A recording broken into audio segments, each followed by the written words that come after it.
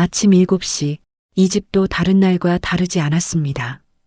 도시락을 싸는 엄마, 출근 준비를 하는 아빠, 잠에서 덜 깬 아이의 작은 숨소리. 그런데 병원에서 들은 한마디가 이 평범한 가족을 멈춰 세웠습니다. 북의 불일치 가능성이 있습니다. 그 말이 무엇을 뜻하는지 그 순간엔 아무도 정확히 알지 못했습니다. 다만 그날 이후 이 집에서는 아무도 예전처럼 웃지 못하게 됐습니다. 그리고 12해 동안 아빠라고 불러왔던 아이는 아직도 아무것도 모른 채 잠들어 있었습니다. 구독은 인연, 좋아요는 마음. 함께 이어가 주시면 감사드리겠습니다. 아침 7시 지연은 부엌에서 할인이의 도시락을 싸고 있었다. 작은 김밥 몇 줄과 방울토마토, 삶은 계란 하나. 딸아이가 좋아하는 메뉴였다. 거실에서는 민호가 넥타이를 매며 뉴스를 보고 있었다. 평범한 아침이었다. 아무도 예상하지 못한 채로 이 평온은 곧 깨질 운명이었다. 할인아, 일어났어? 지연이 방문을 열었을 때 딸아이는 이불을 뒤집어 쓴 채 신음하고 있었다. 얼굴이 창백했다. 이마에 손을 대보니 뜨겁게 달아올라 있었다. 엄마 배가 아파. 할인이의 목소리는 기운이 없었다. 지연은 순간 심장이 철렁 내려앉았다. 어젯밤까지만 해도 멀쩡했는데. 여보, 할인이 상태가 안 좋아요. 민호가 황급히 방으로 들어왔다. 딸의 얼굴을 확인한 그는 곧바로 차 키를 집어들었다. 병원 가자. 서둘러 옷을 입힌 할인이를 안고 나가는 민호의 표정은 단단했다. 말은 적었지만 그의 걸음은 빨랐다. 지연은 가방을 챙기며 딸아이의 축 늘어진 팔을 붙잡았다. 불안이 목을 조였다. 응급실은 아침부터 사람들로 붐볐다. 할인이는 곧바로 검사실로 옮겨졌고 지연과 민호는 복도 벤치에 나란히 앉았다. 둘 다 말이 없었다. 민호는 팔짱을 낀 채 천장을 응시했고 지연은 손톱을 뜯으며 시계만 바라봤다. 1시간쯤 지났을까? 의사가 나왔다. 보호자분들이시죠? 중년의 의사는 차트를 들고 진지한 표정이었다. 네, 저희 딸인데 어떻습니까? 민호가 일어서며 물었다. 의사는 잠시 망설이더니 입을 열었다. 급성 충수염 의심됩니다. 지금 당장 수술이 필요한 상태는 아니지만 입원해서 경과를 봐야 할 것 같습니다. 지연은 안도의 한숨을 내쉬었다. 민호도 고개를 끄덕이며 물었다. 입원은 언제부터 가능한가요? 오늘 오후에 병실 배정될 겁니다. 그런데 의사가 말끝을 흐렸다. 지연의 가슴이 다시 철렁했다. 혹시 추가 검사를 하시는 게 좋을 것 같습니다. 혈액 검사 결과에서 약간 특이한 수치가 나왔거든요. 특이한 수치요? 민호의 목소리가 조금 높아졌다. 정확한 건 좀 더 검사해 봐야 알겠지만 혹시 가족력이나 유전 관련해서 확인하실 게 있으신가요? 의사의 질문은 평범했지만 그 뒤에 숨은 의미는 무거웠다. 민호는 지연을 돌아봤다. 지연은 순간 시선을 피했다. 아니요, 특별한 건 없는데요. 민호가 대답했다. 의사는 고개를 끄덕이며 말했다. 그럼 일단 입원 수속 밟으시고 오후에 추가 검사 진행하겠습니다. 의사가 사라지고 복도에는 다시 침묵이 찾아왔다. 민호는 팔짱을 풀지 않은 채 멍하니 앞을 바라봤다. 지연은 손을 꼭 쥐었다. 손바닥에 땀이 배어났다. 오후 2시 할인이는 4층 소아병동으로 옮겨졌다. 작은 침대에 누운 딸아이는 링거를 맞으며 조용히 잠들어 있었다. 지연은 침대 옆 의자에 앉아 딸의 손을 잡았다. 민호는 창가에 서서 밖을 내다봤다. 괜찮을 거야. 민호가 낮게 중얼거렸다. 누구에게 하는 말인지 알 수 없었다. 지연은 대답하지 않았다. 그저 딸의 손을 쓰다듬을 뿐이었다. 저녁 6시 간호사가 들어왔다. 보호자분, 추가 검사 결과 나왔습니다. 의사 선생님이 잠깐 상담하고 싶으시대요. 지연과 민호는 동시에 일어났다. 상담실로 향하는 복도는 유난히 길게 느껴졌다. 의사는 책상 앞에 앉아 차트를 들여다보고 있었다. 앉으세요. 둘은 나란히 앉았다. 의사는 잠시 침묵하더니 조심스럽게 입을 열었다. 혈액 검사 결과인데요. 유전자 마커 몇 가지에서 부모님과 일치하지 않는 부분이 있습니다. 민호의 눈빛이 흔들렸다. 지연은 숨을 참았다. 그게 무슨 뜻인가요? 민호가 물었다. 목소리는 평소처럼 낮고 차분했지만 손은 팔걸이를 꽉 쥐고 있었다. 정확한 건 아니지만 북의 불일치 가능성이 있습니다. 물론 오류일 수도 있고요. 추가 정밀 검사를 권해드립니다. 의사의 말은 조심스러웠지만 그 무게는 짓눌렀다. 지연의 얼굴에서 핏기가 사라졌다. 민호는 고개를 끄덕이며 말했다. 알겠습니다. 일단 생각해 보겠습니다. 상담실을 나와 복도로 돌아왔을 때 둘 사이의 공기는 차갑게 식어 있었다. 민호는 아무 말 없이 병실로 향했다. 지연은 그의 뒷모습을 바라보며 가슴이 무너지는 것을 느꼈다. 병실로 돌아온 민호는 창가에 다시 섰다. 지연은 딸의 침대 옆에 앉았다. 할인이는 여전히 잠들어 있었다. 그 순간 민호가 낮게 물었다. 지연아. 지연은 고개를 들지 못했다. 뭔가 할 말 있어? 그 질문은 칼날처럼 날카로웠다. 지연은 입술을 깨물었다. 대답할 수 없었다. 민호는 더 이상 묻지 않았다. 그저 창밖을 바라보며 주먹을 쥐었다. 밤 11시 병실은 고요했다. 할인이의 고른 숨소리만 들렸다. 민호는 간이 침대에 누웠지만 잠들지 못했다. 지연은 의자에 앉은 채 딸의 손을 잡고 있었다. 의사가 남긴 그 한마디는 두 사람의 가슴에 차갑게 박혀 있었다. 북의 불일치 가능성. 그 말은 이제 지울 수 없는 금이 되어 이 가족의 평온을 갈라놓기 시작했다. 정리되지 않았던 관계의 그림자. 새벽 4시 지연은 잠들지 못하고 천장을 바라보고 있었다. 민호는 간이 침대에서 등을 돌린 채 누워 있었다. 잠든 건지 깨어 있는 건지 알 수 없었다. 할인이의 고른 숨소리만이 병실을 채웠다. 지연의 머릿속에는 과거가 파도처럼 밀려왔다.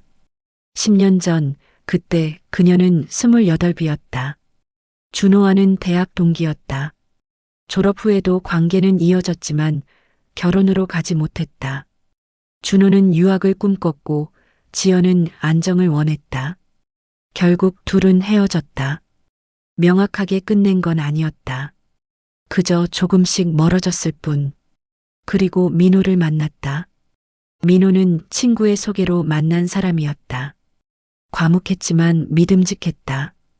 준호처럼 불안하게 만들지 않았다. 지연은 민호와의 만남이 편했다. 결혼을 결심하는데 오래 걸리지 않았다. 하지만 결혼 준비 중에도 준호는 가끔 연락했다. 잘 지내? 응, 나 결혼해. 그래. 축하해. 그 대화 이후로도 준호는 몇 번 더 연락했다. 지연은 대답하지 않으려 했지만 때로는 답장을 보냈다. 미련이라기보다는 정리되지 않은 감정이었다. 결혼식은 조용히 치러졌다. 민호의 가족과 지연의 가족, 그리고 몇몇 친구들만 참석했다. 준호는 오지 않았다.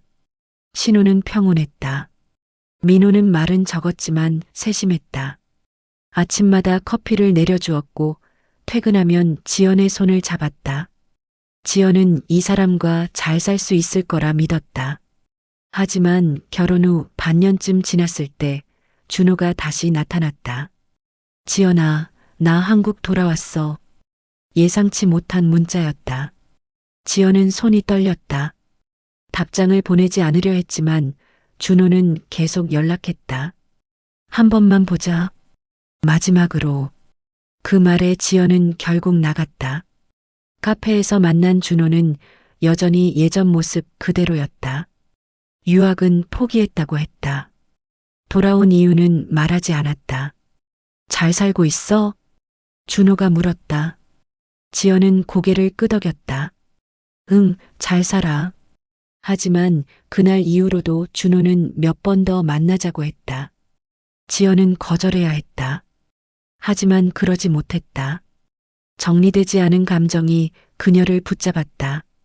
그리고 어느 날 밤 민호가 야근으로 집에 없던 날이었다. 준호가 집 근처까지 왔다. 지연은 나가지 말았어야 했다. 하지만 발걸음은 이미 현관을 나서 있었다. 그날 밤의 기억은 흐릿했다. 술을 마셨고 준호의 차 안에서 대화를 나눴다. 그리고 그 이유는 명확하지 않았다. 지연은 그날을 기억하고 싶지 않았다. 그로부터 한 달 뒤 지연은 임신 사실을 알았다. 검사기에 두 줄을 보았을 때 지연의 머릿속은 하얘졌다. 민호와의 아이라고 믿고 싶었다. 아니, 믿어야 했다. 준호와의 그날은 단 한 번이었고 민호와는 계속 함께였다. 지연은 준호에게 연락하지 않았다. 그와의 관계를 완전히 끊었다. 번호도 지웠다. 민호에게는 기쁜 소식이라고 말했다. 우리 아기 생겼어. 민호는 말없이 지연을 안아주었다. 그의 품은 따뜻했다. 지연은 그 순간 모든 것이 괜찮을 거라 믿고 싶었다. 하지만 임신 기간 내내 불안은 지워지지 않았다. 아기가 태어났을 때 지연은 하린이의 얼굴을 유심히 살폈다. 민호를 닮았는지 준호를 닮았는지, 다행히 아기는 누구를 닮았는지 알 수 없을 만큼 평범했다. 세월이 흘렀다. 하린이는 건강하게 자랐고 민호는 좋은 아버지였다. 지연은 그 불안을 마음 깊은 곳에 묻었다. 일상은 평온했고 지연은 그 평온을 지키고 싶었다. 하지만 지금 그 묻어둔 불안이 수면 위로 떠올랐다. 의사의 말이 귓가에 맴돌았다. 북의 불일치 가능성. 지연은 눈을 감았다. 이제 더 이상 도망칠 수 없었다. 새벽 5시 민호가 일어났다. 세수를 하러 화장실로 갔다. 지연은 그의 뒷모습을 바라보며 가슴이 무너지는 것을 느꼈다. 이 사람에게 어떻게 말해야 할까? 아니, 말할 수 있을까?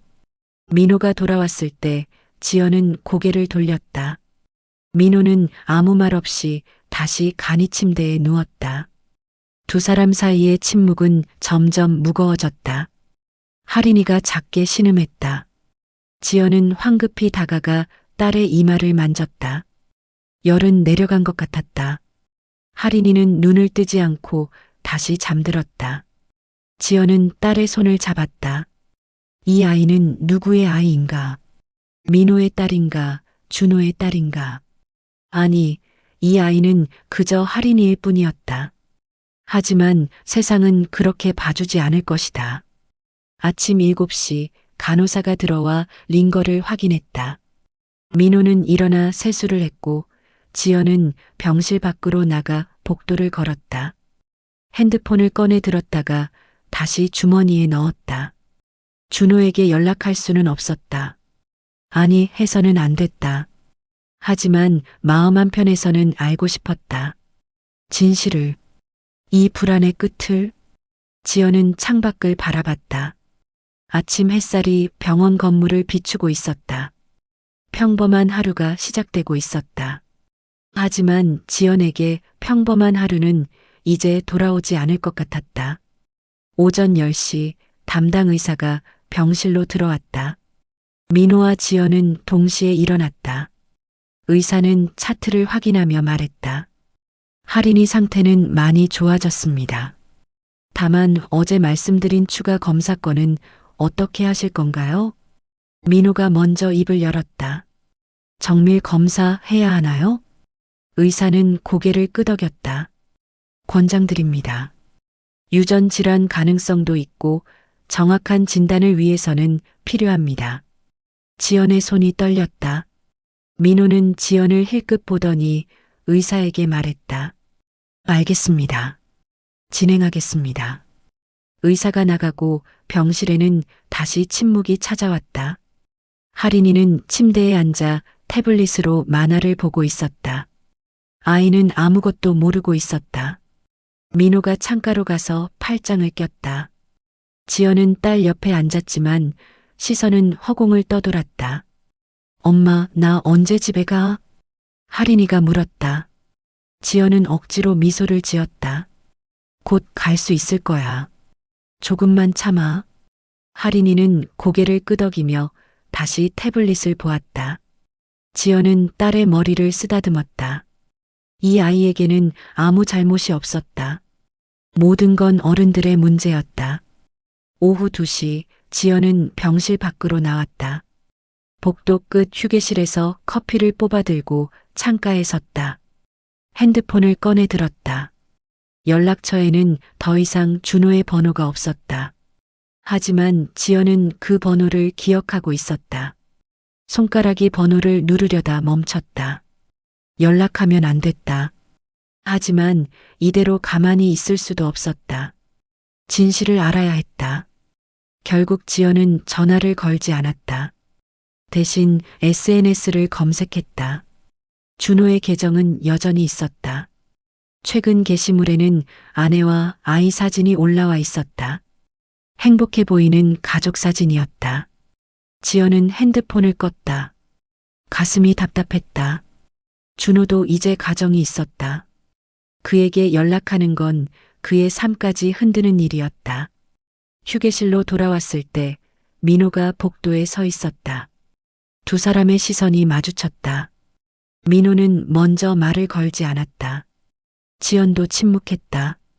커피 마시고 왔어? 민호가 낮게 물었다. 지연은 고개를 끄덕였다. 응, 나도 좀 마시고 올게. 민호가 휴게실로 향했다. 지연은 병실로 돌아갔다. 하린이는 여전히 태블릿을 보고 있었다. 엄마, 배고파? 그래. 뭐 먹고 싶어? 떡볶이. 지연은 쓴웃음을 지었다. 병원에서는 떡볶이 안 돼. 죽이라도 먹을래? 하린이는 입을 삐죽 내밀었지만 고개를 끄덕였다. 지연은 간호사실로 가서 식사를 부탁했다. 저녁 6시 하린이는 죽을 먹고 다시 잠들었다. 민호는 병실 소파에 앉아 뉴스를 보고 있었다. 지연은 딸 옆에 앉아 책을 펼쳤지만 글자는 눈에 들어오지 않았다. 민호가 리모컨을 내려놓으며 말했다. 지연아. 지연은 고개를 들었다. 민호의 표정은 무거웠다. 검사 결과 나오면 우리 얘기 좀 해야 할 것 같아. 지연의 가슴이 철렁했다. 무슨 얘기? 민호는 잠시 망설이더니 말했다. 의사 말 들었잖아. 북의 불일치 가능성. 그게 뭘 의미하는지 나도 알아. 지연은 입술을 깨물었다. 민호가 이어서 말했다. 나한테 할 말 없어? 지금이라도. 지연은 대답하지 못했다. 목이 메었다. 민호는 한숨을 내쉬며 고개를 돌렸다. 그래. 아직은 말하기 싫은가 보네. 민호는 다시 뉴스를 켰다. 지연은 책을 덮고 화장실로 향했다. 문을 잠그고 세면대에 손을 짚었다. 거울 속 자신의 얼굴은 창백했다. 눈물이 흘러내렸다. 지연은 소리 없이 울었다. 이제 더 이상 숨길 수 없을 것 같았다. 민호는 이미 눈치챘다. 검사 결과가 나오면 모든 게 드러날 것이다. 화장실에서 나왔을 때 민호는 이미 간이 침대에 누워 있었다. 등을 돌린 채였다. 지연은 딸 옆 의자에 앉았다. 하린이의 고른 숨소리가 들렸다. 밤 10시 병실 불이 꺼졌다. 어둠 속에서 지연은 눈을 감았다. 하지만 잠은 오지 않았다. 과거가 현재를 흔들고 있었다. 그리고 미래는 점점 더 불투명해지고 있었다. 사흘째 되는 날 아침 검사 결과가 나왔다는 연락이 왔다. 민호와 지연은 다시 상담실로 향했다. 복도를 걷는 동안 지연의 다리는 후들거렸다. 민호는 앞서 걸었고 지연은 그의 뒷모습만 바라봤다. 상담실 문을 열었을 때 의사는 이미 자리에 앉아 있었다. 표정이 심각했다. 앉으세요. 두 사람은 나란히 앉았다. 의사는 서류를 펼치며 말했다. 정밀 검사 결과입니다. 유전자 분석 결과 북의 불일치가 확인됐습니다. 민호의 몸이 굳었다. 지연은 숨이 멎는 것 같았다. 그게 정확히 무슨 뜻인가요? 민호가 물었다. 목소리는 떨리고 있었다. 할인이가 생물학적으로 보호자님의 친자녀가 아니라는 뜻입니다. 물론 이런 경우 재검사를 권장하지만 의사의 말은 계속됐지만 지연의 귓가에는 제대로 들리지 않았다. 머릿속이 하얘졌다. 민호는 주먹을 쥔 채 의사를 바라봤다. 재검사해야겠네요. 네, 원하신다면 진행하겠습니다. 다만 뭔가요? 민호의 목소리가 날카로워졌다. 의사는 조심스럽게 말했다. 결과가 바뀔 가능성은 낮습니다. 침묵이 흘렀다. 민호는 고개를 떨어뜨렸다. 지연은 손을 꽉 쥐었다. 손톱이 손바닥에 파고들었다. 상담실을 나와 복도에 섰을 때 민호가 먼저 말했다. 지연아, 여기서 얘기하자. 복도 끝 빈 대기실로 들어갔다. 민호는 문을 닫고 지연을 마주봤다. 그의 눈빛은 차가웠다. 이제 말해줘. 진짜로. 지연은 입술을 떨었다. 더 이상 피할 수 없었다. 미안해. 미안하다고? 그게 전부야? 민호의 목소리가 높아졌다. 지연은 고개를 숙였다. 결혼 전에 만나던 사람이 있었어. 알아. 준호 말하는 거지? 너 말했잖아. 끝났다고. 맞아. 끝났어. 근데 지연은 말을 잇지 못했다. 민호가 다그쳤다. 근데 뭐? 말해봐. 결혼하고 나서도 잠깐 한 번.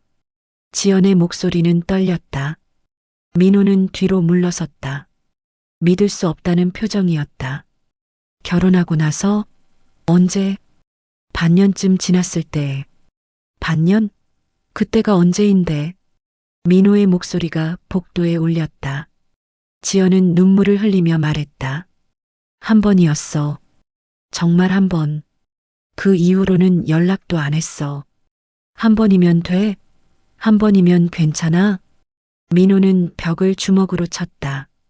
둔탁한 소리가 났다. 지연은 몸을 떨었다. 미안해.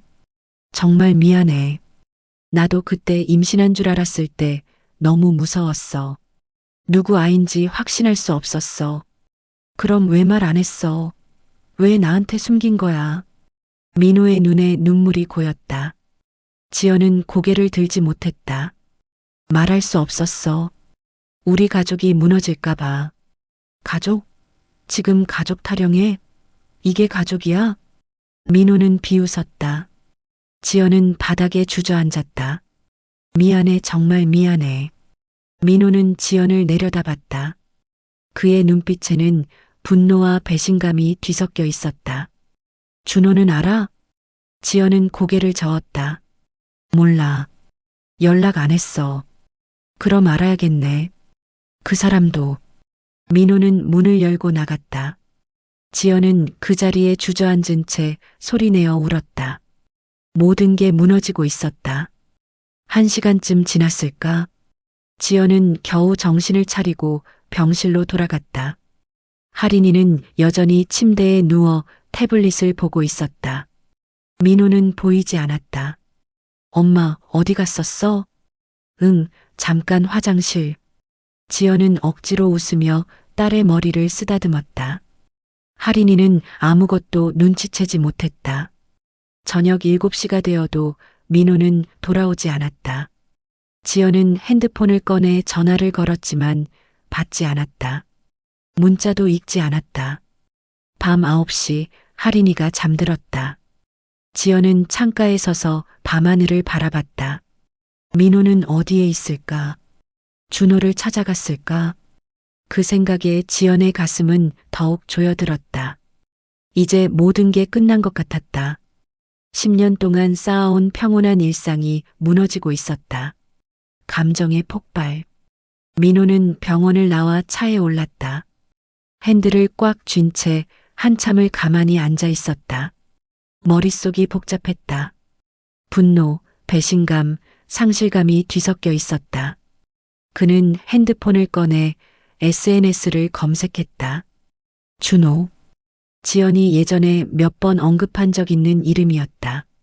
검색하니 프로필이 나왔다. 사진 속 남자는 평범해 보였다. 가족 사진도 있었다. 민호는 메시지를 보냈다. 지연 아시죠? 만나서 얘기 좀 합시다. 답장은 금방 왔다. 누구세요? 지연 남편입니다. 잠시 후 전화가 걸려왔다. 민호는 받았다. 여보세요?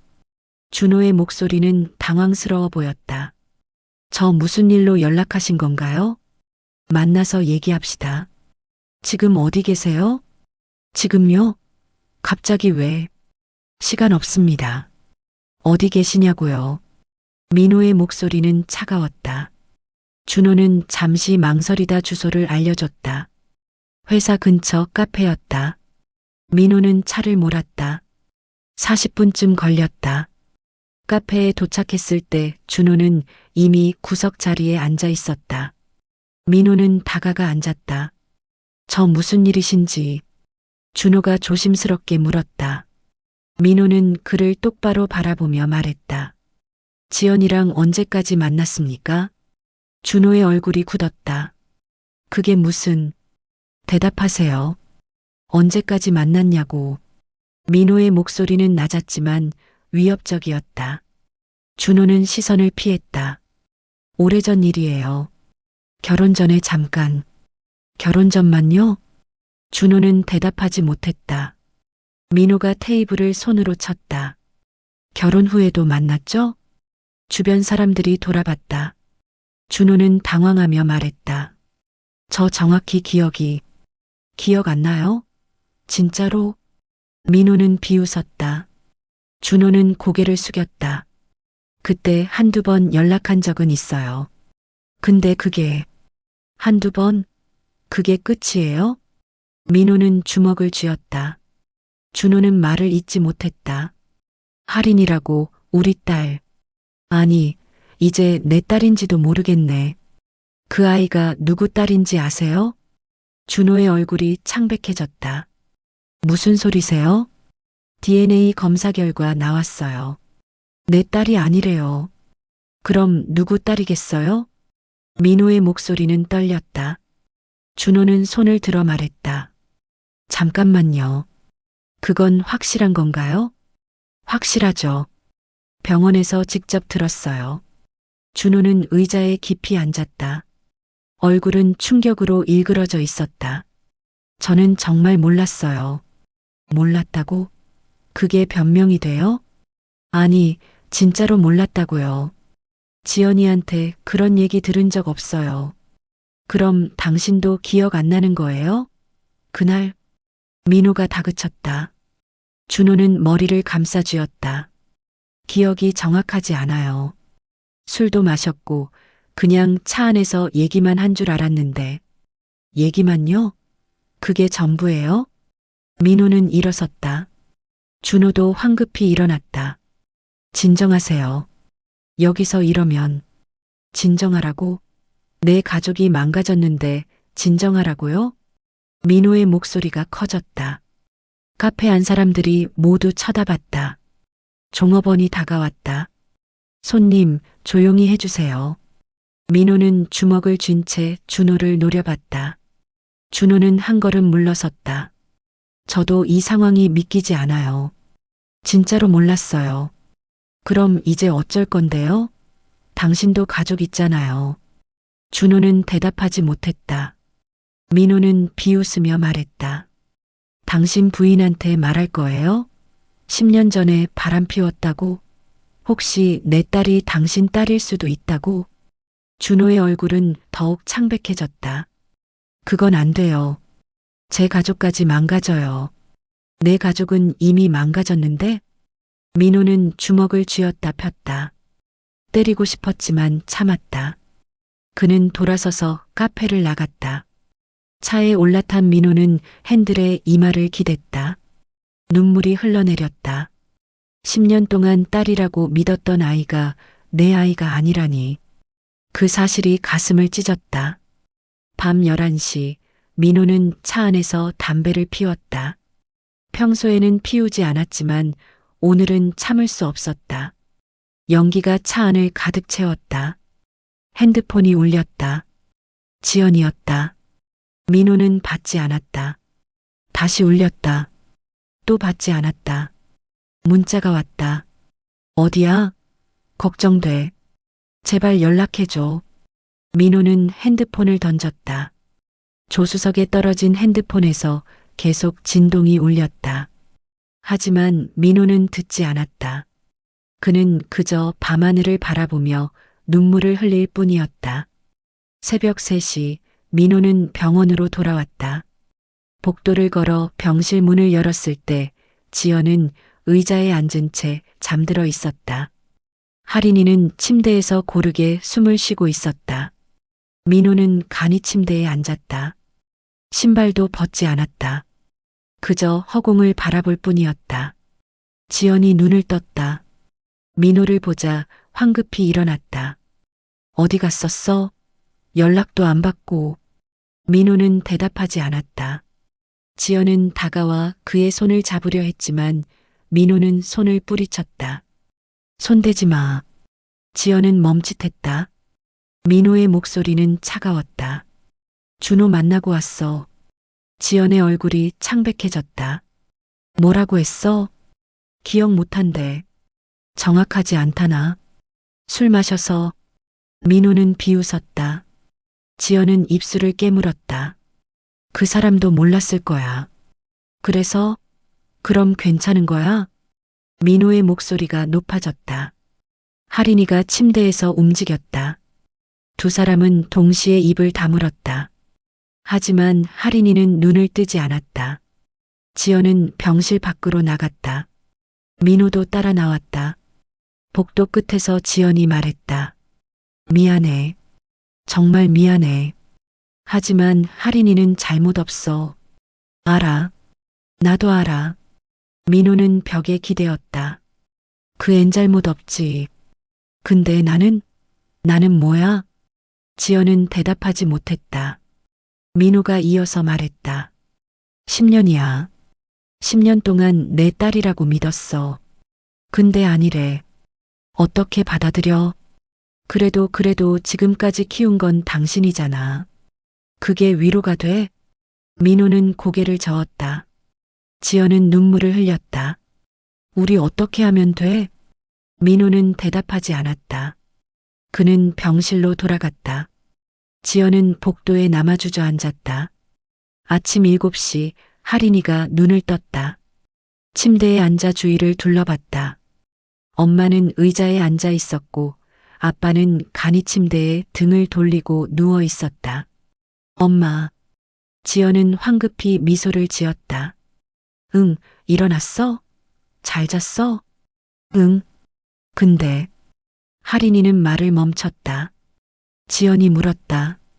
왜? 어디 불편해? 아니 그냥. 할인이는 아빠를 바라봤다. 민호는 여전히 등을 돌리고 있었다. 아빠는 왜 안 일어나? 아빠 피곤하신가 봐. 지연은 딸의 머리를 쓰다듬었다. 할인이는 고개를 갸웃했다. 오전 10시 간호사가 들어와 할인이의 상태를 확인했다. 많이 좋아졌다며 내일 퇴원 가능할 거라고 했다. 할인이는 기뻐했지만 민호와 지연은 표정이 없었다. 점심시간 지연은 할인이에게 죽을 먹였다. 민호는 병실 밖으로 나갔다. 할인이는 숟가락을 들다 말고 물었다. 엄마 아빠랑 싸웠어? 지연은 순간 멈칫했다. 아니야. 왜? 아빠가 나 안 쳐다봐. 하린이의 목소리는 작았다. 지연은 가슴이 아팠다. 아니야. 아빠 그냥 피곤하신 거야. 정말? 응, 정말. 하린이는 고개를 끄덕였지만 표정은 어두웠다. 지연은 딸을 안아주고 싶었지만 눈물이 날 것 같아 참았다. 오후 4시 민호가 병실로 돌아왔다. 하린이는 태블릿을 보고 있었다. 민호는 침대 옆에 섰다. 하린아. 하린이가 고개를 들었다. 민호는 딸을 바라봤다. 작고 연약한 아이였다. 자신을 믿고 따르는 아이였다. 아빠. 하린이가 웃으며 손을 뻗었다. 민호는 그 손을 잡았다. 작고 따뜻한 손이었다. 많이 아팠지? 응. 근데 이제 괜찮아. 그래. 다행이다. 민호는 딸의 머리를 쓰다듬었다. 하린이는 기뻐하며 아빠의 손을 꽉 잡았다. 그 순간 민호의 눈에 눈물이 고였다. 하지만 참았다. 지연은 그 모습을 보며 가슴이 무너졌다. 민호는 여전히 하린이를 사랑하고 있었다. 하지만 그 사랑이 이제 얼마나 오래 갈까? 저녁 7시 하린이는 다시 잠들었다. 민호와 지연은 침묵 속에 앉아 있었다. 말은 없었지만 두 사람 사이의 거리는 점점 멀어지고 있었다. 밤 9시 지연은 복도로 나가 핸드폰을 꺼냈다. 준호에게 문자를 보냈다. 민호가 찾아갔다고 들었어. 미안해. 이제 연락하지 마. 답장은 오지 않았다. 지연은 핸드폰을 주머니에 넣고 창밖을 바라봤다. 밤하늘에는 별이 보이지 않았다. 구름이 잔뜩 끼어 있었다. 병실로 돌아왔을 때 민호는 이미 간이 침대에 누워 있었다. 등을 돌린 채였다. 지연은 의자에 앉아 딸의 손을 잡았다. 하린이는 잠결에 작게 중얼거렸다. 엄마 아빠. 지연은 딸의 손을 꽉 쥐었다. 눈물이 흘러내렸다. 이 아이는 아무것도 모르고 있었다. 자신을 둘러싼 세계가 무너지고 있다는 걸. 새벽 4시 민호는 차 안에서 밤을 보내고 병원으로 돌아왔다. 복도를 걸어 병실 문을 열었을 때 지연은 의자에 앉은 채 고개를 떨구고 있었다. 잠든 건지 깨어 있는 건지 알 수 없었다. 하린이는 침대에서 고르게 숨을 쉬고 있었다. 민호는 간이 침대에 앉지 않고 창가에 섰다. 신발도 벗지 않았다. 그저 밤하늘을 바라볼 뿐이었다. 지연이 고개를 들었다. 붉게 부은 눈으로 민호를 바라봤다. 어디 갔었어? 민호는 대답하지 않았다. 지연은 일어나 다가왔다. 준호 만났어? 민호가 천천히 고개를 돌렸다. 그의 눈빛은 차가웠다. 만났어. 뭐라고 했어? 기억 못한대. 정확하지 않다고. 술 마셨다고. 민호는 비웃었다. 지연은 입술을 깨물었다. 그 사람도 진짜 몰랐을 거야. 그래서? 그럼 다 괜찮은 거야? 민호의 목소리는 낮았지만 날카로웠다. 지연은 고개를 숙였다. 아니, 괜찮을 리 없지. 침묵이 흘렀다. 민호가 다시 입을 열었다. 지연아, 나한테 솔직하게 말해봐. 정말로 누구 아인지 몰랐어? 지연은 고개를 들지 못했다. 임신 알았을 때 시기가 애매했어. 준호랑 그 일이 있고 한 달쯤 지났을 때였거든. 근데 너랑도 계속. 그럼 의심했다는 거잖아. 그런데 왜 나한테 말 안 했어? 말할 수 없었어. 그땐 이미 우리가 뭐? 잘 지내고 있었으니까? 행복했으니까? 민호의 목소리가 높아졌다. 지연은 눈물을 흘렸다. 무서웠어. 너를 잃을까봐. 결국 잃게 됐잖아. 민호는 벽에 주먹을 쳤다. 둔탁한 소리가 났다. 하린이가 침대에서 움직였다. 두 사람은 동시에 숨을 죽였다. 다행히 아이는 뒤척이다 다시 잠들었다. 민호는 병실 밖으로 나갔다. 지연도 따라 나왔다. 복도 끝 비상계단으로 향했다. 계단참에서 민호가 말했다. 10년이야. 10년 동안 속았어. 매일 아침 할인이 깨우고 밥 먹이고 재우면서 혹시 내 딸이 아닐지도 모른다는 생각 한 번도 안 했어. 지연은 벽에 기댔다. 미안해. 미안하다고 되는 게 아니잖아. 민호가 소리쳤다. 그의 눈에 눈물이 고였다. 나는 진짜 몰랐어.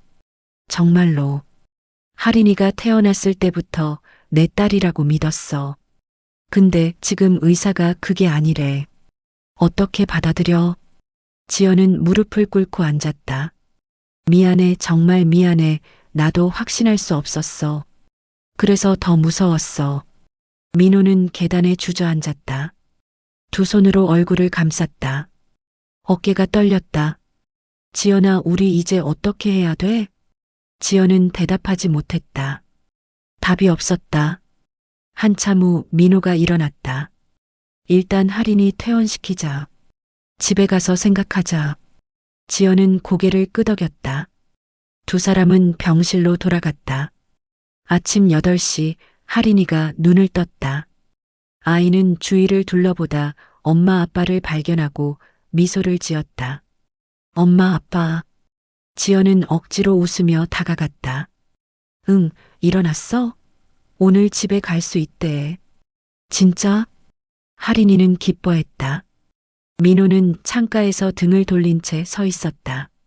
오전 10시 퇴원 수속을 밟았다. 민호는 회계를 처리하러 가고 지연은 할인이 옷을 챙겼다. 아이는 신이 나서 이것저것 물었지만 지연은 제대로 대답하지 못했다. 차에 오를 때 할인이는 뒷좌석에 앉았다. 민호는 운전석에, 지연은 조수석에 앉았다. 차 안은 침묵으로 가득했다. 아빠, 우리 집 가는 거지? 할인이가 물었다. 민호는 백미러로 딸을 보며 대답했다. 응, 집 가는 거야. 집 가면 뭐 먹을 거야? 나 떡볶이 먹고 싶어. 그래, 엄마가 해줄 거야. 지연은 창밖을 바라봤다.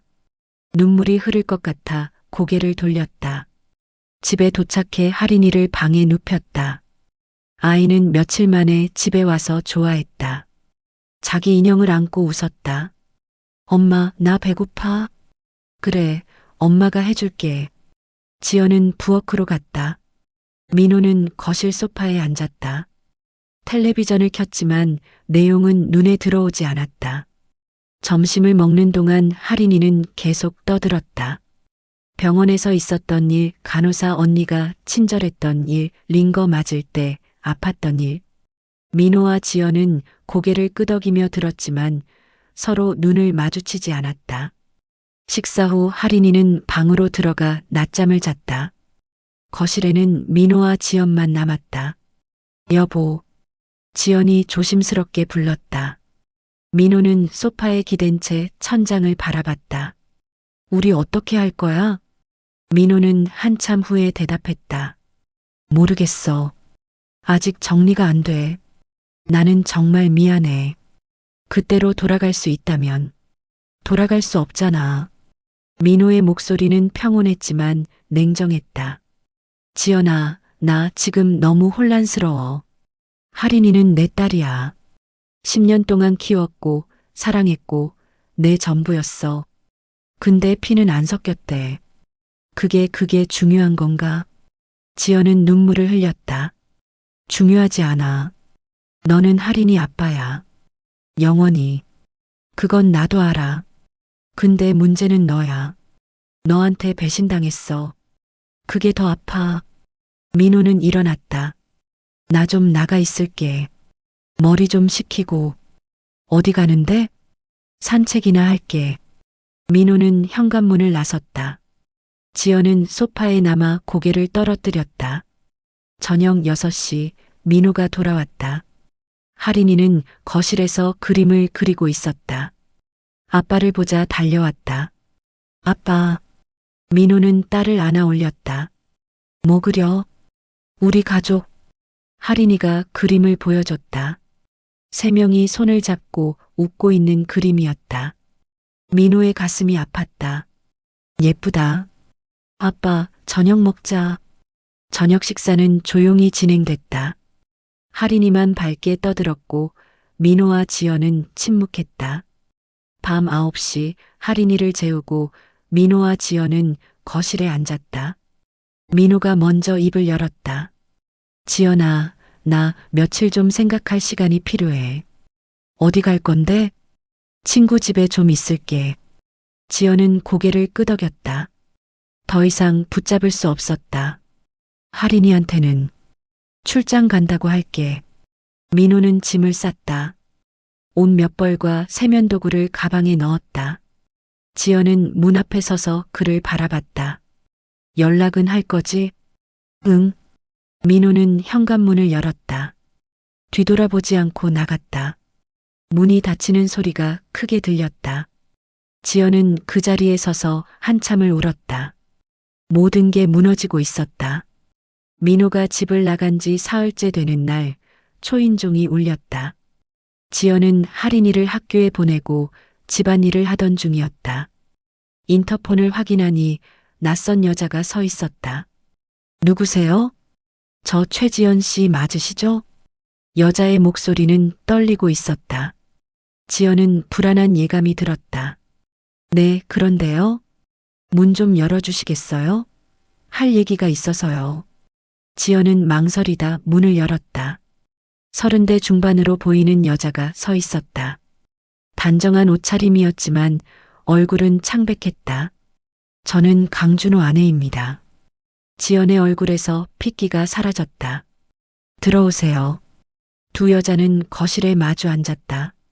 준호 아내는 가방에서 물티슈를 꺼내 손을 닦았다.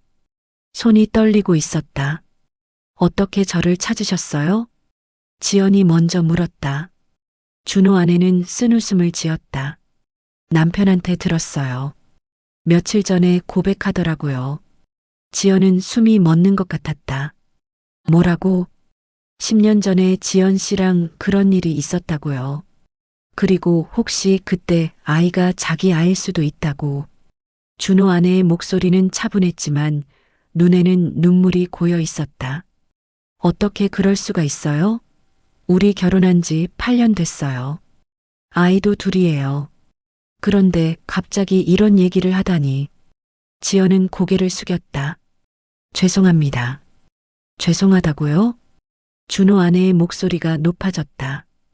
그 말로 다 되는 거예요? 우리 가족이 어떻게 되는지 아세요? 지연은 눈물을 흘렸다. 정말 죄송해요. 변명의 여지가 없어요. 준호 아내는 가방에서 휴지를 꺼내 눈물을 닦았다. 저는 이혼하려고 했어요.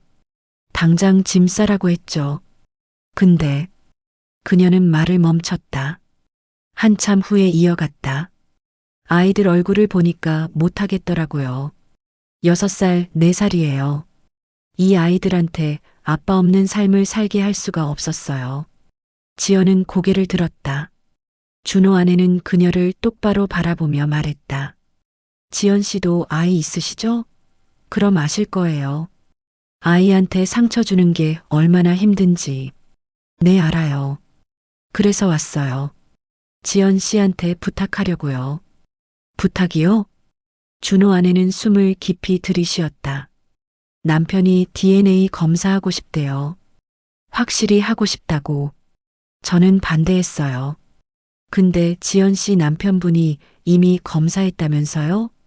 지연은 고개를 끄덕였다. 네, 결과가 나왔어요. 그게 준호 아내의 목소리가 떨렸다. 남편 아이예요? 지연은 눈을 감았다. 대답하기가 두려웠다. 네. 침묵이 흘렀다. 준호 아내는 손으로 얼굴을 감쌌다. 어깨가 떨렸다. 하느님. 한참 후 그녀가 고개를 들었다. 눈은 빨갛게 충혈되어 있었다. 지연 씨, 저는 이혼 안 할 거예요. 아이들 때문에. 그래서 부탁이에요. 무슨? 남편이 그 아이 만나지 못하게 해주세요. 아예 연락도 하지 못하게. 지연은 놀라서 그녀를 바라봤다. 남편이 만약 그 아이를 보면 마음이 흔들릴 거예요. 양육비 준다고 할 수도 있고 만나고 싶다고 할 수도 있어요.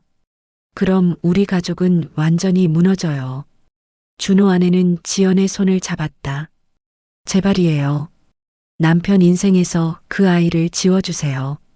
저도 이 사실을 모른 척 살게요. 그게 우리 모두한테 나은 거예요. 지연은 손을 빼려 했지만 준호 아내는 놓지 않았다. 지연 씨도 남편분이랑 계속 사실 거잖아요. 그럼 이게 나아요. 준호가 끼어들면 더 복잡해져요. 지연은 고개를 저었다. 저희는 이미 끝난 것 같아요. 그래도요. 아이 아빠는 지금 남편분이잖아요. 10년 동안 키운 사람이. 그 사람이 진짜 아빠예요. 준호 아내의 말에 지연은 고개를 끄덕였다. 맞는 말이었다. 준호는 그냥 실수예요. 지연 씨도 저희 남편도 그 실수 때문에 아이들이 상처받게 할 순 없어요. 지연은 눈물을 흘리며 말했다. 알겠어요. 준호 씨한테 연락 안 할게요. 할인이도 만나지 못하게 할게요. 준호 아내는 안도의 한숨을 내쉬었다. 고마워요. 두 여자는 한참 침묵 속에 앉아 있었다. 같은 남자 때문에 상처받은 두 여자였다. 준호 아내가 일어섰다. 저 가볼게요. 아이들 데리러 가야 해서요. 네. 현관까지 배웅하며 지연이 물었다. 준호 씨는 어떻게 하실 거예요? 준호 아내는 쓴웃음을 지었다.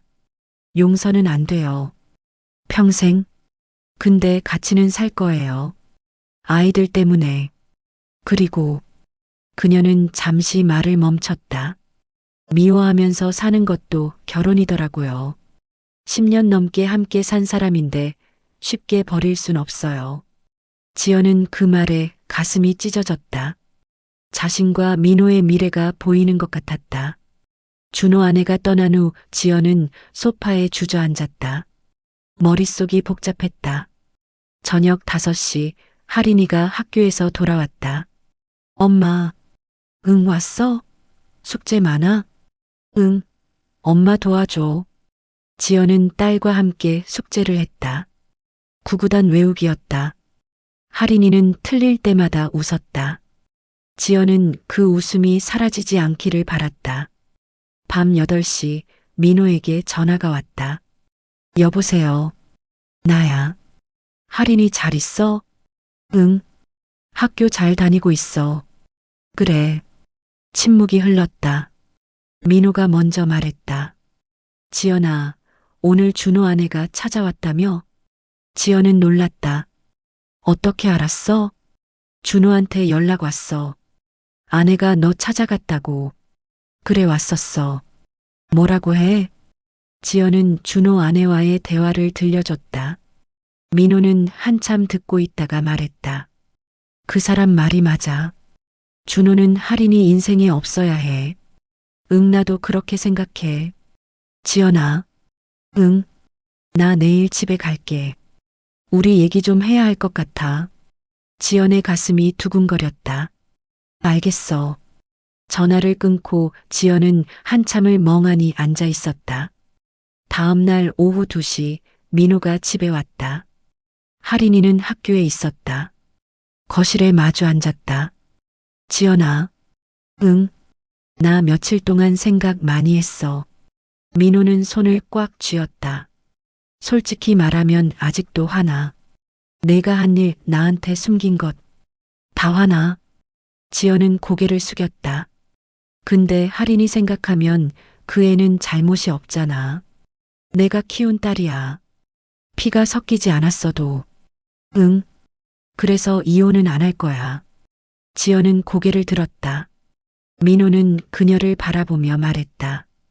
근데 우리 관계는 예전으로 돌아갈 수 없어. 너를 믿을 수가 없어. 알아. 같은 집에서 살되 부부는 아닌 거야. 그냥 할인이 부모로만 사는 거지. 지연은 눈물을 흘렸다. 그렇게라도 함께 있어줘서 고마워. 민호는 창밖을 바라봤다. 고맙긴. 나도 할인이 없이는 못 살아. 그날 저녁 할인이가 돌아왔을 때 아빠가 있는 걸 보고 기뻐했다. 아빠, 출장 끝났어?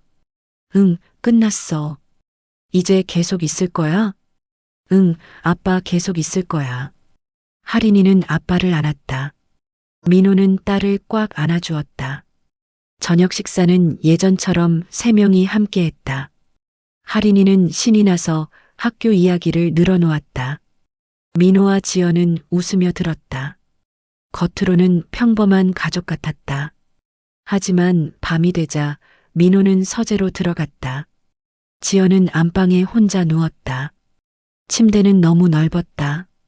일주일이 지났다. 민호와 지연은 같은 집에 살았지만 대화는 최소한으로만 했다. 할인이 앞에서만 웃었다. 어느 날 저녁 할인이가 잠든 후 민호와 지연은 거실에 앉았다. 지연아, 응? 우리 이렇게 살 수 있을까? 지연은 민호를 바라봤다. 모르겠어. 근데 해야 하잖아. 할인이 때문에. 그래. 할인이 때문에. 민호는 한숨을 내쉬었다. 언젠가는 나도 너를 용서할 수 있을까? 모르겠어. 근데 기다릴게. 평생이라도. 민호는 고개를 끄덕였다. 알겠어. 그날 밤도 민호는 서재로, 지연은 안방으로 갔다. 같은 집에 살지만 다른 삶을 사는 두 사람이었다. 한 달 후 할인이 생일이었다. 민호와 지연은 함께 케이크를 준비했다. 할인이는 촛불을 끄며 소원을 빌었다. 뭐 빌었어? 지연이 물었다. 할인이는 웃으며 말했다. 비밀이야. 근데 엄마 아빠랑 계속 행복하게 사는 거. 민호와 지연은 서로를 바라봤다. 쓴웃음을 지었다. 행복은 아니었다. 하지만 함께는 있었다. 그리고 그것만으로도 충분했다. 지금은 구독은 힘이 되고 좋아요는 제게 큰 응원이 됩니다. 오늘 이야기가 마음에 남았다면 당신의 이야기도 들려주세요. 그곳에 좋은 일이 찾아올 거예요.